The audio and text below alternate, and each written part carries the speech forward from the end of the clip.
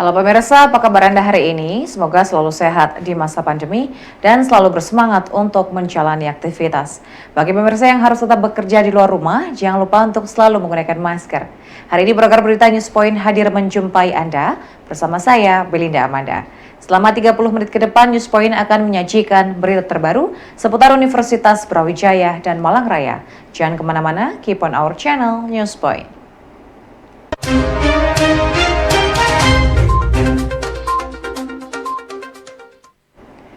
Pemirsa, Indonesia saat ini mampu keluar dari jebakan hibernasi ekonomi pasca COVID-19. Menurut Menko PMK Muhadjir Effendi, tidak banyak negara yang mampu bertahan menjaga ekonominya dengan stabil. Dalam orasi ilmiah Lustrum Universitas Brawijaya ke-12, Muhadjir menyebut Indonesia termasuk dari sedikit negara yang mampu menjaga stabilitas ekonominya. Jebakan hibernasi ekonomi pasca COVID-19 melanda banyak negara.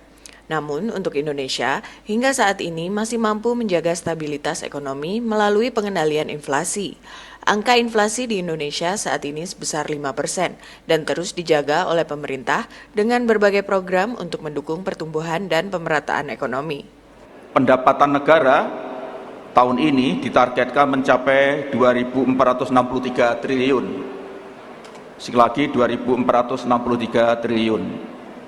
Dan pada November 2022, Menteri Keuangan Ibu Sri Mulyani telah menyampaikan perkiraan pertumbuhan ekonomi Indonesia pada kuartal ketiga tahun 2022 itu mencapai 5,7% year on year. Kuartal pertama 5,01, kuartal kedua 5,044, dan kuartal ketiga 5,7, dan mudah-mudahan pada tahun 2022 diperkirakan pertumbuhan ekonomi di Indonesia itu relatif masih baik, yaitu sekitar 5,2 atau 5,3%. Memang ini bukan suatu hal yang luar biasa, tetapi kita patut bersyukur karena pertumbuhan ini sudah relatif baik dibanding negara-negara yang lain. Seperti yang kita lihat di dalam angka-angka tersebut, maka kita sebetulnya termasuk negara yang berada di dalam posisi yang masih baik di antara negara-negara besar yang berusaha keras untuk keluar dari jebakan hibernasi ekonomi COVID-19. Kita tahu bahwa pertumbuhan di atas 5% ini hanya diraih oleh beberapa negara, antara lain adalah Cina, kemudian pemerintah Arab Saudi, India, dan Indonesia. Begitu juga dalam inflasi, saya kira kita juga relatif bisa mengendalikan inflasi yang sangat parah pada era ini.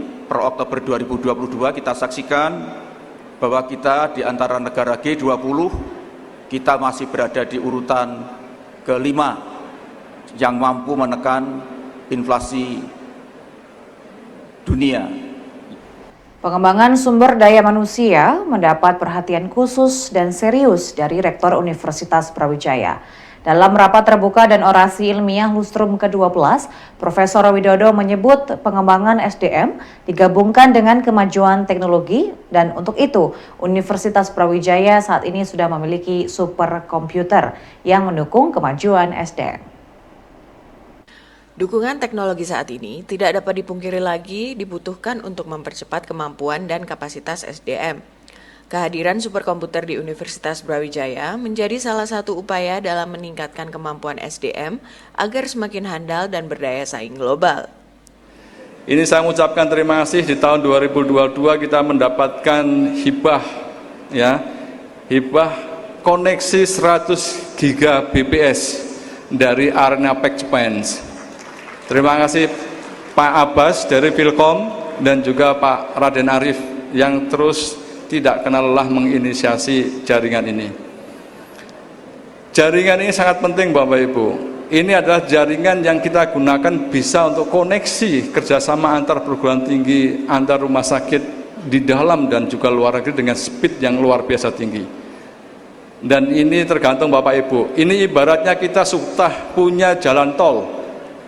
Nah, jalan tolnya ini harus kita manfaatkan. Kalau kita punya jalan tol tidak dimanfaatkan maka percuma. Hibah ini tidak ada artinya. Untuk itu saya mengajak kepada semua Bapak Ibu untuk memanfaatkan koneksi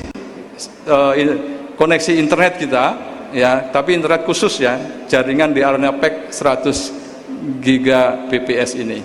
Bisa dipakai apa?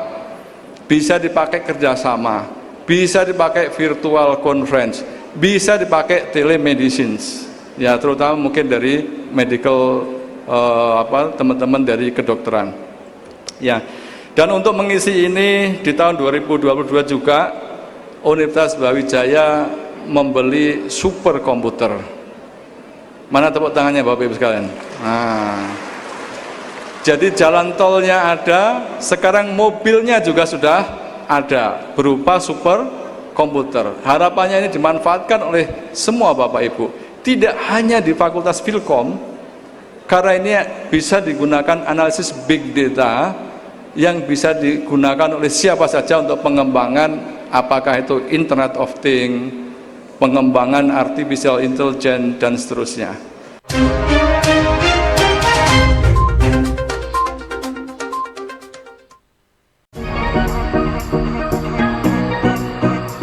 Ya pemirsa, kembali lagi bersama kami dalam program Let's Talk, masih bersama dengan Prof. Trinil. Sebetulnya memang bidang saya itu manajemen reproduksi.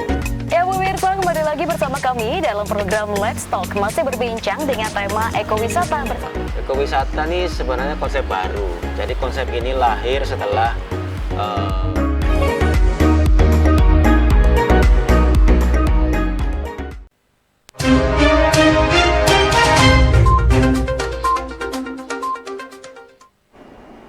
Pemirsa, kegiatan Nampak Tilas Raden Wijaya yang diselenggarakan beberapa waktu yang lalu merupakan bentuk inovasi dari Universitas Brawijaya sebagai universitas berstatus PTNBH.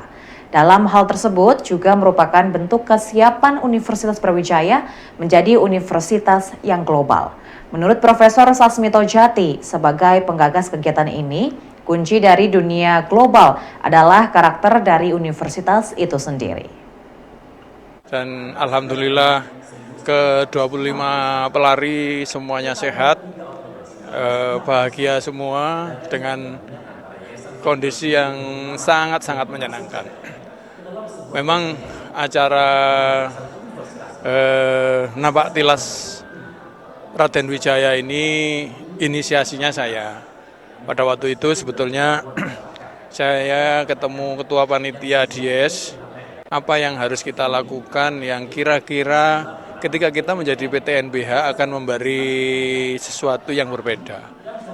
Dan ketika kita menjadi PTNBH itu berarti kita sudah siap menjadi universitas yang global, ya kan?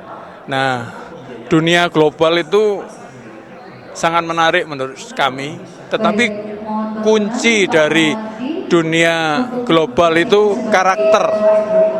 Ya, karakter dari universitas ini. Sebagai contoh, kalau dunia ini semuanya merah, terus kita merah, maka kita sama dengan tidak ada. Iya kan? Ini semuanya merah, merah. Nah, disitulah karakter. Karena ilmu pengetahuan dan teknologi itu netral, ya netral. Ya kayak tadi merah ya semua merah. Metodologi penelitian teknologi itu kalau merah ya merah semua. Nah, disitulah kita seharusnya ketika kita menjadi PTNBH kita harus pertama yang kita anukan adalah karakter kita. Dan di visi misi kita jelas, kita harus menunjang budaya, apapun teknologi, industri dan lain. Nah, dari situ akhirnya saya mengingatkan pada Ketua Panitia Dies bagaimana kita memahami budaya karakter kita. Profesor Sasmito Jati mencoba untuk memberikan wawasan mengenai nama Universitas Brawijaya. Brawijaya adalah raja dari Raden Wijaya. Karena itu, Profesor Sasmito mengadakan kegiatan Napaktilas Raden Wijaya dalam rangkaian Dies Natalis Universitas Brawijaya ke-60 ini. Walaupun penggabungan panitia untuk kegiatan ini dilakukan dalam waktu singkat, namun ternyata kegiatan estafet ini cukup menarik minat pelari dari berbagai komunitas.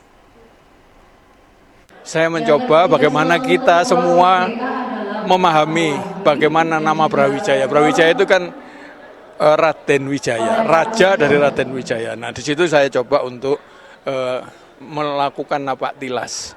Ya, dari yang dianggap tilasannya Raden Wijaya kita bawa lari ke sini. Tapi memang jauh ya. Sementara saya waktu itu masih belum pede gimana kalau saya lari sendiri gitu. Tapi ternyata banyak yang saya surprise, banyak yang mau ikut. Nah, baru setelah itu mari kita kita bentuk tim, bentuk bagaimana caranya, bagaimana metode pelaksanaan acara. Saya akhirnya mencari beberapa orang yang mengerti tentang lari jauh. Nah, itu kita kumpulkan, akhirnya kita bentuk panitianya. Sebenarnya agak mendadak bulan November akhir. Ya, bulan November akhir akhirnya kita kita laksanakan dan kita menggunakan community yang memang suka lari, ya kan. Nah, itu kebetulan saya dulu Impala, ya. Saya ajak teman Impala. Saya dulu atlet pencak silat, saya juga teman-teman pencak silat. Saya juga ikut indoor runner. Itu kita ajak. Akhirnya ketemulah 25 orang. Sebetulnya yang mau ikut banyak. Iya, yang ikut banyak. Nah, akhirnya kita tata dan saya juga tetap hati-hati karena pesertanya ini kan ada yang sudah berumur termasuk saya. Ya, sudah umur 60 lebih, lari 107 kilo kan tidak mudah. Pemirsa, kegiatan Napaktilas Raden Wijaya yang dimulai dari situs Kerajaan Majapahit di Trawulan Mojokerto dan berakhir di kampus UB Malang ini tidak hanya dilakukan dalam bentuk lari estafet saja, namun juga berupa aksi sosial, yakni memberikan santunan kepada profesional ataupun juga personel ibu-ibu ojek online. Selain itu juga dilaksanakan penanaman pohon asoka, katang, dewandaru, kepel, dan tebebuya emas di Kebun Raya Purwodadi. Ada 3 etape. Etape pertama itu mulai dari Trawulan sampai Purwodadi itu 73 kilo. Di situ setelah itu kita mengadakan aksi sosial. Aksi sosial yang pertama itu kita memberi aksi sosial pada ibu-ibu ojek online. Terus yang berikutnya kita menanam tanaman tertentu yang perlu dilestarikan. Terus kita lanjutkan lagi karena ya ini pengalaman pertama kita tidak mempertimbangkan cuaca. Ya, jadi kemarin sangat panas sehingga beberapa atlet mengalami dehidrasi. Jadi terutama yang di Mojokerto kemarin sampai sore itu beberapa atlet mengalami dehidrasi. Setelah hari kedua kita sudah agak capek, tapi alhamdulillah sudah masuk Malang sehingga relatif teman-teman di akhir ini pertama jaraknya lebih pendek sehingga mereka mampu. Ya, secara umum hampir semuanya mampu itu dan akhirnya kita modelnya kan relay. Jadi ada yang memang ditugas masing-masing water station, ya, ada 9 water station, ya. Nanti siapa yang lari di situ, tapi yang lain boleh mengikuti sesuai dengan kemampuan mereka.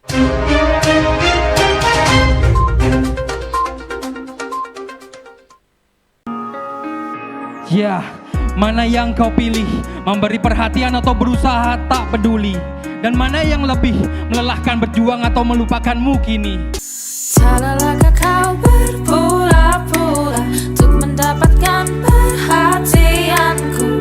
Aku tak peduli, ku tak tahan lagi. Ku sudah tak punya waktu untukmu lagi. Is anybody real here? Is anybody real here? Aku tak peduli.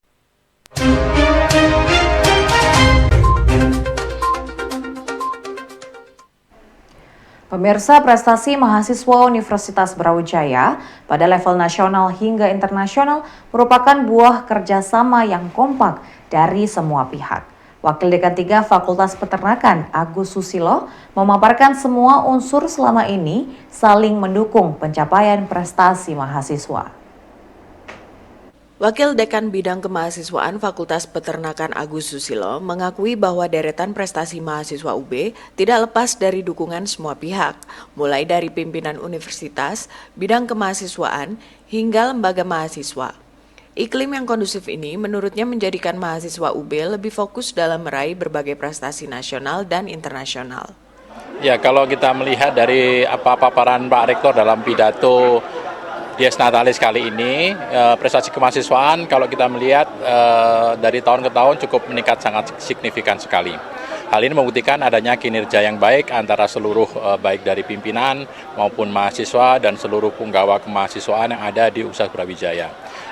Alhamdulillah pada tahun ini dengan capaian prestasi itu kita melebihi dari target yang telah ditetapkan. Tetapi memang kalau kita melihat memang kalau secara prestasi mungkin sudah banyak, cuma ada kekurangan sedikit keterlibatan dari mahasiswa. Tetapi itu tidak mengurangi hal tersebut karena kalau kita melihat dari prestasi Unibura semakin meningkat signifikan, saya yakin untuk tahun-tahun berikutnya itu bisa lebih dengan sistem yang telah dimiliki akan menjadi lebih baik lagi.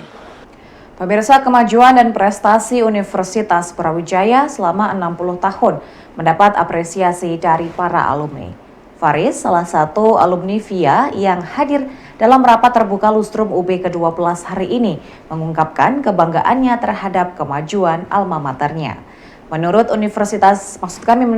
Universitas Brawijaya sudah berada pada jalur yang tepat untuk menjadi kampus internasional.